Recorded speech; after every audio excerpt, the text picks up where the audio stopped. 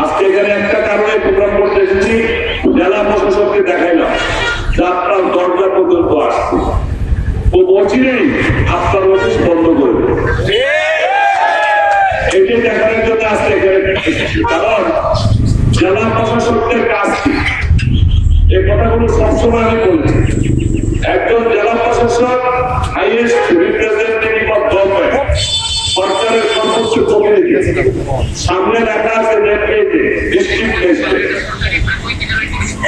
ওনার পরিচয় উনি জেলা ম্যাজিস্ট্রেট, ডিসি উনি ডেপুটি কমিশনার, ডিসি উনি ডেপুটি কালেক্টর। তার মানে ওনার অনেক পাওয়ার। আমাদের পার্বত্য চট্টগ্রামের ডিসিরা কাউকে জমি বন্দোবস্ত দিতে পারে, কাউকে স্থায়ী বাসিন্দার শহর দিতে পারে এবং সরকারের রেভিনিউ নিতে পারে। সর্বশেষ যে অবস্থাটা হয়েছে আপনারা দেখেছেন, জনগণের প্রয়োজন সবচেয়ে বড় আইন, জনগণের প্রয়োজন হচ্ছে সবচেয়ে বড় আইন, একটা বেশি বড় কোনো আইন নেই। 1977 সাল বান্দরবান বাজার আগুনে পড়ে গিয়েছে। তৎকালীন সময়ে শহীদ প্রেসিডেন্ট জিয়াউর রহমান তিনি বান্দরবান বাজার এসেছেন, সাথে করে হাউস বিল্ডিং ফাইন্যান্স কর্পোরেশনের কর্মকর্তাদেরকে নিয়ে এসেছিলেন। বাজারের ব্যবসায়ীরা অনেকে লোন নিতে চায় না, জিয়াউর রহমান সাহেব নির্দেশ দিয়েছেন এখনই লোনের ব্যবস্থা করো, হয়ে গেছে। কারণ জনগণের প্রয়োজন এটা ছিল। নাই প্রতিদিন লাশ, গুলি, অস্ত্র, দেশ রক্ষা বাহিনী, সেনাবাহিনীকে তারা গুলি করে হত্যা করতে পারে, সাধারণ মানুষের চলার নিরাপত্তা কোথায় থাকে? যার কারণে সদর বাজার এলাকায় বাঙালিরা বসবাস করে। বান্দরবান বাজার বলেন, রুমা বাজার বলেন, রংপুরি বাজার বলেন, কাশি বাজার বলেন, আদিগোলক বাজার, নাইকুলসরি বাজার, রামা বাজারে যান, বাজার এলাকায় দেখবেন 90% বাঙালিরা বসবাস করে। কারণ মৌজা এলাকায় তারা বসবাস করতে গেলে তাদের জীবনের ঝুঁকি, নিরাপত্তা নাই, এই কারণে। আর এই বাজারবান সৃষ্টি হওয়ার পর থেকে এখানে সরকারি লোক চালু সৃষ্টি হওয়ার পর থেকে হঠাৎ করে এই লোন বন্ধ করে দেওয়া হলো। 7 বছর আগে থেকে লোনটা বন্ধ হয়েছে। আমি এটাও বলে দিতে চাই পরিষ্কার, আমিও কিন্তু লোন নিয়েছি, লোন পরিশোধ করি না। আমি নিজে এই সমস্যার সমাধান দেওয়া হওয়া পর্যন্ত 1 টাকাও লোন পরিশোধ করবো না। আপনাদেরকেও বলে দিচ্ছি, যারা লোন নিয়েছেন, জেল হবে, জুলুম হবে, নির্যাতন হবে, আমরা আপনাদের পাশে থাকবো। 1 টাকাও লোন পরিশোধ করবেন না। লোন চালু না করা পর্যন্ত কোনো লোন পরিশোধ হবে না। এটা জেলা প্রশাসকরা চাইলে পারে, আমাদের ট্যাক্সের টাকায় তাদের বেতন হয়, তারা এসি গাড়িতে থাকে, এসি অফিসে থাকে, এসি বাড়িতে থাকে, জনগণের প্রয়োজন তারা বুঝে।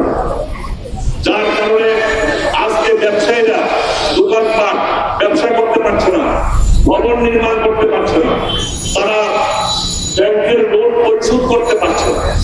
এটা একটা পর্যবেক্ষিত সিদ্ধান্ত হয়েছে, যার কারণে আজকে জেলা প্রশাসকের অফিসের সামনে আমরা আসলাম। অল্প কিছুদিনের মধ্যে আমরা ভিতরে ঢুকবো ইনশাআল্লাহ, বলে দিলাম। আমাদের দাবি, বাজারবান্ডের জমির লিজের মেয়াদ 10 বছর। এই 10 বছর মেয়াদি লিজ আমরা মানি না। এই লিজের মেয়াদ 93 বছরে উন্নীত করতে হবে। বন্ধ হয়ে যাওয়া সমস্ত ব্যাংক লোন চালু করতে হবে। ভূমির বন্দোবস্তি চালু করে দিতে হবে। বাংলাদেশের 61 জেলার মতো ভূমি ব্যবস্থাপনা পার্বত্য চট্টগ্রামে চালু করতে হবে। অ্যাপয়েন্টেড বাই গভর্নমেন্ট, রেভিনিউর টাকা দিয়ে বেতন পাতা হয়। প্রত্যেকটা হেডম্যান যে ধরনের দুর্নীতি করে, অত্যাচার করে, জুলুম করে, ব্যবচার করে, হাজার হাজার টাকা ছাড়া হেডম্যান রিপোর্ট পর্যন্ত দেয় না।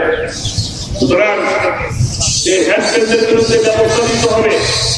এই ভূমি ব্যবস্থাপনা সমতল এলাকায় যেভাবে চলছে 61 জেলায় ওইভাবে ভূমি ব্যবস্থাপনা চালু থাকতে হবে। বাংলাদেশের বৈধ সকল নাগরিকের পার্বত্য চট্টগ্রামে এসে ভূমি ক্রয়ের ব্যবস্থা করে দিতে হবে। পার্বত্য এলাকায় যারা উপজাতিরা রয়েছে তেরোটা সম্প্রদায় বাংলাদেশের 61 জেলায় তাদের জমি জমা রয়েছে, ব্যবসা রয়েছে, দোকান মাঠ রয়েছে, তারা সেখানে জমির মালিক। কিন্তু সমতলের বাঙালিরা এসে পার্বত্য এলাকার জমি কিনতে পারবে না, মালিক হতে পারে না। এইটা পরবর্তী আইন, এই আইন বাতিল করতে হবে। চট্টগ্রামে হোক, পাহাড়ি হোক, বাঙালি যারা বসবাস করছে, যেখানে বসবাস করছে তাদেরকে সেখানে স্থায়ীভাবে 5 একর করে জমি বন্দোবস্ত দিয়ে দিতে হবে। কার্যক্রম এখানে চলতে দেওয়া যায় না। আর 246টা সেরা ক্যাম্প পার্বত্য চুক্তির মাধ্যমে প্রত্যাহার করা হয়েছে।